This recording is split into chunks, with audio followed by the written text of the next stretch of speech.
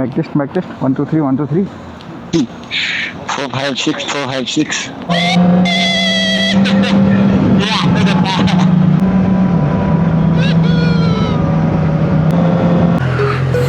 Hello guys, good morning है सबैजनालाई गाइजहरु। अनि आज चाहिँ थुमाछिरी जाँदैछु। अब यसो कनरिङहरु प्र्याक्टिस गरौँ भनेर। अनि आज विजय ब्रदर पनि आउनुहुन्छ होला।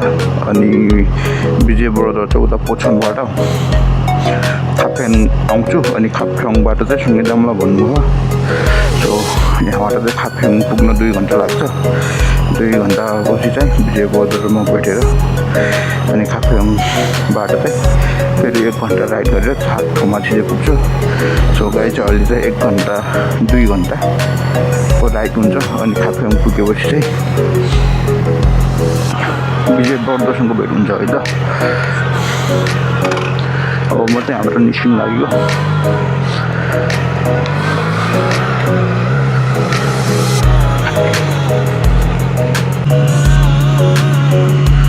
अनि गाइजहरु आज चाहिँ मौसम चाहिँ एकदम क्लाउडी छ है।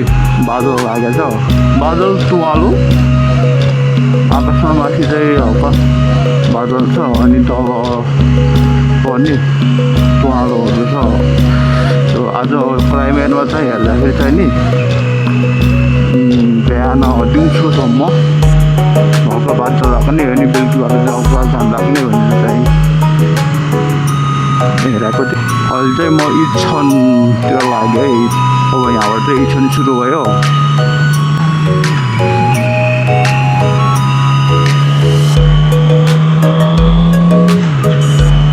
गाइजहरु म त इच्छन आइपुग्यो है अहिले। यता इच्छन। अब यहाँबाट चाहिँ अहिले यो हजुरतिर गएर यो हजुरबाट याङथङ त्यतातिर जान्छ। बिहान आज चाहिँ तुवालो धेरै लागेर के हो यस्तो मधुरो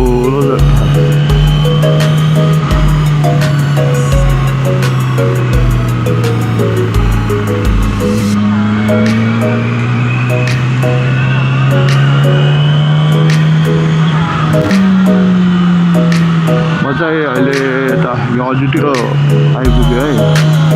अनि यहाँ चाहिँ यो जुको गाङगाङको चाहिँ पुल हो। यहाँबाट चाहिँ यो पुल तरेको बित्तिकै यता याङथङ साइडतिर जान्छ। यहाँबाट यता त वारी हुँदै याङथङतिर जान्छ।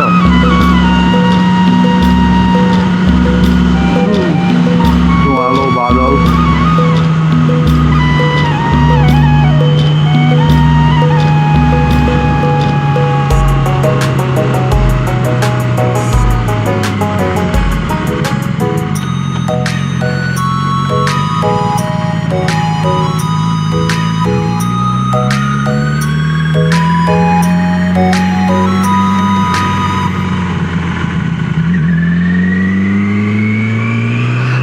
अघिल्लो भिडियोमा मैले हजुरहरूलाई चाहिँ उसको बारेमा भनेको थिएँ के अरे काउन्टर स्टियरिङ र सेल्फ स्टियरिङको बारेमा।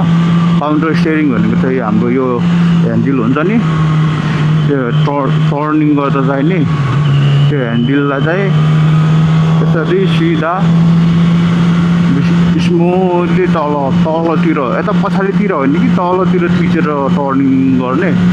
लेफ्ट टर्निङ गर्दा लेफ्ट ह्यान्डलतिर थिचेर अनि राइट टर्निङ गर्दा राइट ह्यान्डललाई थिचेर टर्निङ गर्ने त्यसलाई चाहिँ काउन्टर स्टियरिङ भन्छ। अनि सेल्फ स्टियरिङ भनेको चाहिँ हामी चाहिँ अगाडिको ह्यान्डलमा प्रेसर नगर्ने, यसरी चाहिँ नि तानेर साइडमा यसरी तानेर राइट टर्न गर्दा राइट साइडमा, लेफ्ट टर्न गर्दा लेफ्ट साइडमा, राइट टर्न गर्दा राइट साइडमा यसरी तानेर टर्निङ गर्ने त्यो बारेमा सिकाएको थिएँ। अनि अब चाहिँ फेरि स्टेप एउटा सिकाउँछु। अनि अब चाहिँ नि लिन इन र लिन विथ अनि लिन आउट यति 3वटाको बारेमा सिकाउँछु। लिन इन भनेको चाहिँ नि हाम्रो बाइक हुन्छ नि, बाइक भन्दा चाहिँ यता बाहिर हाम्रो शरीर चाहिँ खुट्टाले चाहिँ ट्याङ्कलाई निग्रिप चाहिँ समातेकै हुन्छ। अनि हात चाहिँ हाम्रो एकदम फ्री हुन्छ, हात फ्री हुन्छ। अनि लिन इन भनेपछि चाहिँ उता राइट टर्न गर्नु छ भने चाहिँ नि हाम्रो शरीर चाहिँ माथि कम्मरदेखिको माथिको शरीर चाहिँ यसरी भित्रपट्टि हुन्छ है, कर्नरिङको चाहिँ भित्रपट्टि, बाइक चाहिँ बाहिर साइडमा। यता राइट टर्न गर्नु छ भने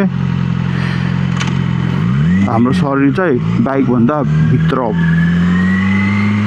बाइक चाहिँ हाम्रो शरीरभन्दा बाहिर हुन्छ। कम्मरदेखि माथिको भाग चाहिँ भित्र कर्नरिङ भित्र हुन्छ भने बाइक कम्मरदेखि तलको भाग चाहिँ कर्नरमा बाहिर हुन्छ, त्यसलाई चाहिँ लेन इन भन्छ। अनि यो चाहिँ सेल्फ स्टियरिङ र लिन इन सेम हो। अनि त्यसपछि लेन विथ भनेको चाहिँ नि हाम्रो शरीर बाइक सेम, बाइकमा चाहिँ हाम्रो शरीर हुन्छ, शरीर बाइक र हाम्रो शरीर चाहिँ सिधै यस्तो इन हुन्छ, लिन इन हुन्छ, त्यसलाई चाहिँ लिन विथ हुन्छ। त्यो चाहिँ हामीले ह्यान्डललाई खिच्यो भने चाहिँ नि हाम्रो बाइकमा चाहिँ हाम्रो शरीर हुन्छ, अनि हाम्रो शरीर र बाइक चाहिँ सेम पोजिसनमा स्मुथली लिन इन हुन्छ क्या। जस्तै होइन यसो ह्यान्डललाई चिप्यो भने टर्निङ हुन्छ क्या आफै अटोमेटिक, हल्का स्मुथली थिच्यो भने त्यसलाई चाहिँ लिन विथ भन्छ। हाम्रो बाइक र शरीर सेम पोजिसन चाहिँ सेम हुन्छ, बाइक जति ढल्क्यो हाम्रो शरीर पनि त्यति नै ढल्किन्छ बाइकमाथि, त्यसलाई चाहिँ लिन विथ भन्छ। अनि लेन आउट भनेको चाहिँ हाम्रो कर्नरमा चाहिँ नि लेफ्ट टर्न गर्नु छ भने लेफ्ट साइडको ह्यान्डललाई थिच्ने, तर हाम्रो शरीर चाहिँ यसरी आउट हुन्छ बाइकभन्दा माथि, अथवा चाहिँ यो यता थिच्यो भने होइन, यता थिच्यो तर बाइक यता ढल्किन्छ, तर हाम्रो शरीर चाहिँ बाइकभन्दा बाहिर हुन्छ, त्यसलाई चाहिँ लेन आउट हुन्छ। सो आज चाहिँ यदि तिनवटाको बारेमा कुरा गर्छौँ, लिन इन, लिन विथ, लिन आउट, यदि तिनवटाको बारेमा।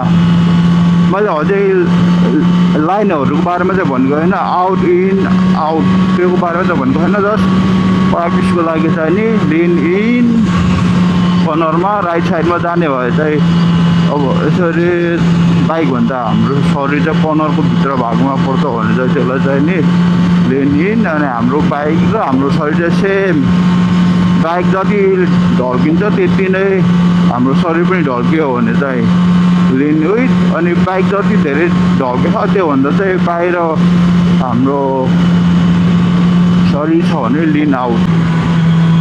अब यहाँबाट चाहिँ म खाचङतिर लाग्छ, अब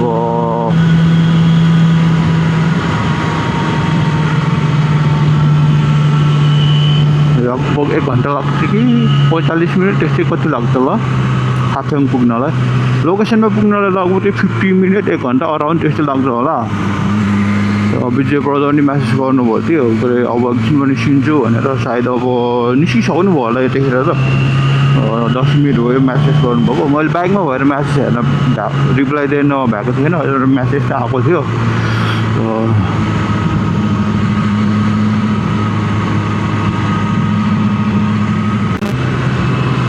गाइजहरू अब चाहिँ म खाप्थ्याङ आइपुगेँ, यो अगाडिको त खाप्थ्याङ है।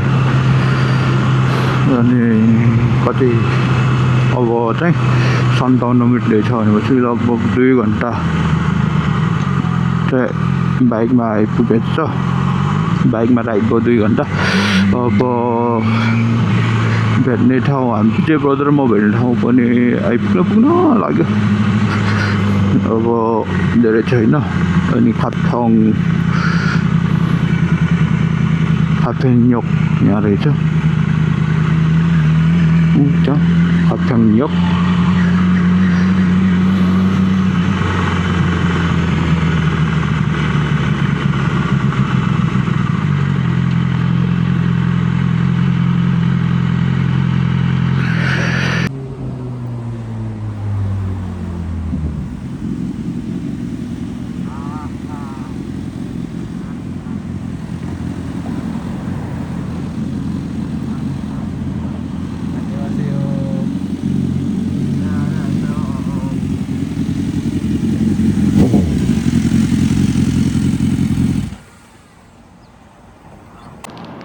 Mic test. 1 2 3 1 2 3.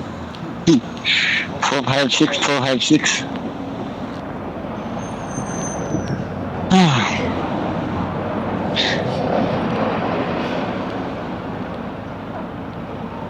बिहा भन्नु हो अनि होइन म त हजुर पछि पछि आउने पछि आउने अरे पार्किङमा गएर म त बङ्गमा सुत्दिन्छु किन हो हप्ता गर्मी भएपछि मेरो फेरि केही पनि चल्दैन केही पनि चल्दैन चल्छ तर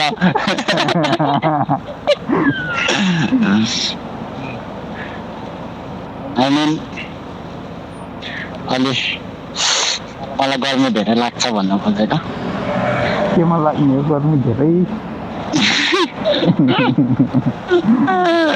बुटोमा के अरे बुटो क्या डाँडा क्या डाँडा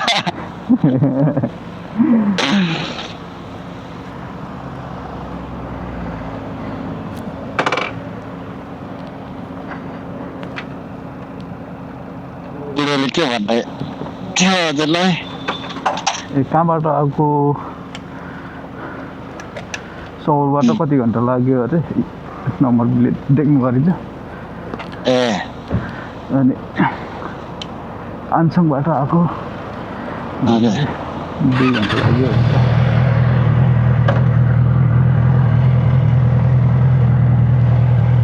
यहाँ हान्नुपर्छ हजुर हानेछु हान्नुपर्छ हान्दा हुन्छ नहान्दा नि हुन्छ म अगाडि जाने भए पछि आउनुहोस् अरे अघि पछि गरेर ढङ्गा नि ल हुन्छ पछि म पछि आउँछु ओके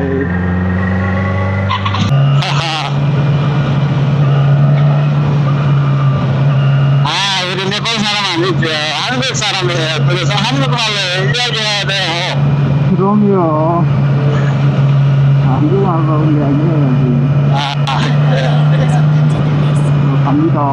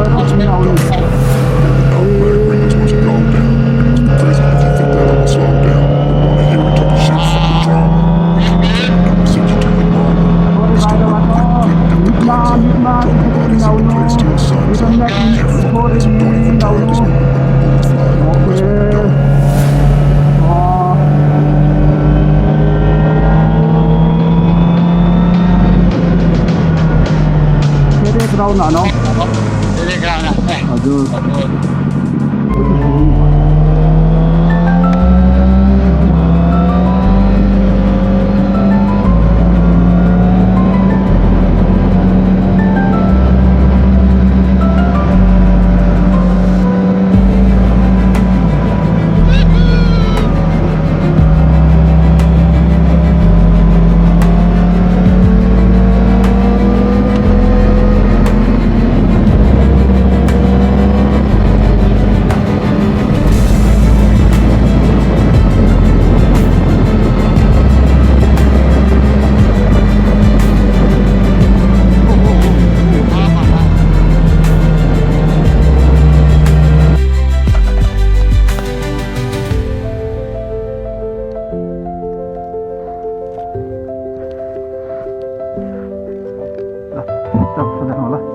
सेफ राइट अँध्यारोमा राम्रोसँग जानु होला